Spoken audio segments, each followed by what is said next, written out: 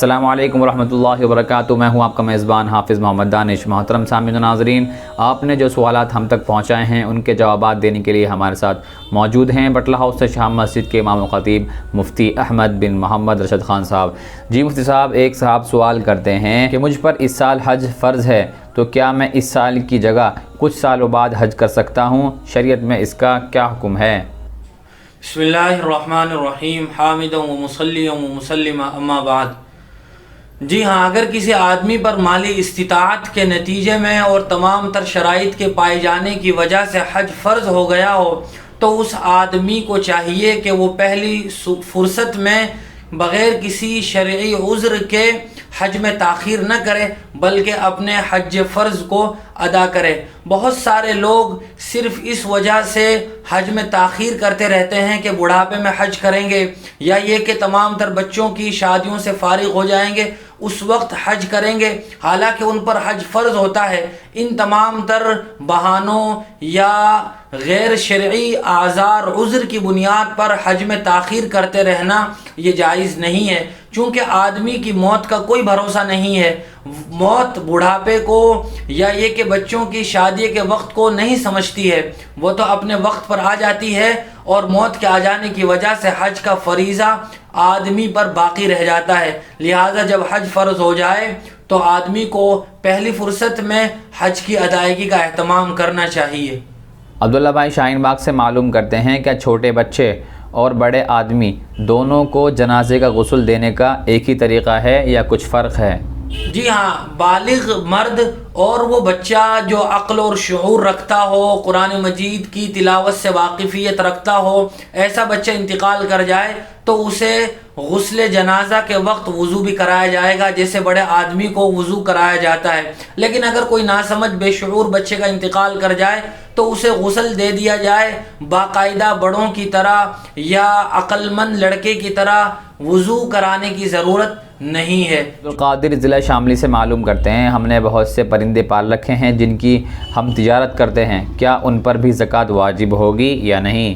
جی ہاں، اگر کسی آدمی نے پرندوں کا کاروبار کر رکھا ہو، مثال کے طور پر کبوتر ہوں، وہ ان کو اپنے پاس تیار کرتا ہو اور پھر مارکیٹ میں بیچتا ہو، تو اگر پرندوں کی تعداد یا جو چیزیں بھی اس نے پال رکھی ہیں وہ مال تجارت کے حکم میں ہیں، اگر ان کی قیمت 52.5 تولہ چاندی کے برابر پہنچ جاتی ہے تو اس آدمی پر اس کا 40واں حصہ ادا کرنا ضروری ہوگا۔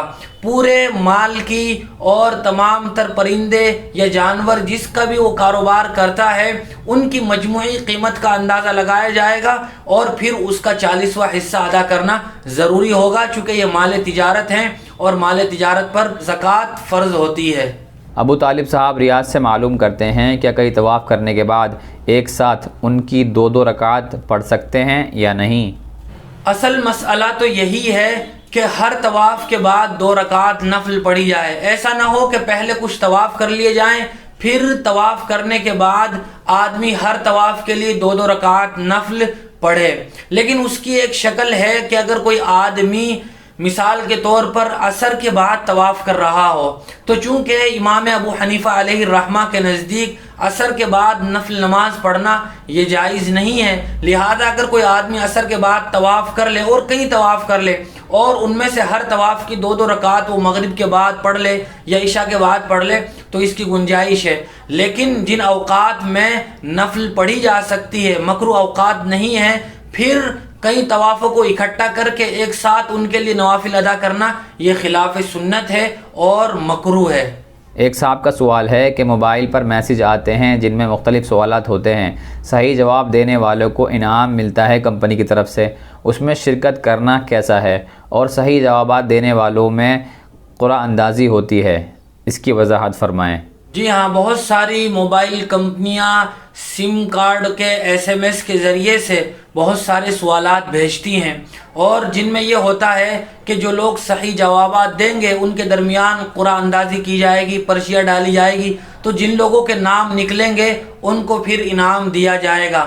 یاد رکھنا چاہیے کہ اگر ان سوالات کے نتیجے میں کمپنی اپنے گراہکوں کے سم کارڈ سے کوئی کٹوتی نہیں کرتی ہے، ان کے پاس سے پیسے نہیں لیتی ہے، یا ان کے ہی سم کارڈ سے وہ پیسے نہیں کاٹتی ہے، اپنی طرف سے صحیح جوابات دینے والوں کو وہ انعام دیتی ہے۔ تو اگر کوئی آدمی صحیح جواب دے اور پھر قرآن اندازی میں اس کا نام بھی نکل آئے تو اس کے لیے وہ انعام اور گفٹ لینا جائز ہوگا۔ لیکن اگر ان سوالات کو بھیج کر کمپنی گراہکوں کے موبائل سے پیسے کاٹتی ہے یا پیسے وصول کرتی ہے تو پھر یہ جوئے کی شکل ہو جائے گی۔ ایسے قرآن اندازی میں اگر کسی آدمی کا نام بھی نکل آئے تو ایسے پیسوں کا لینا جائز نہیں ہوگا۔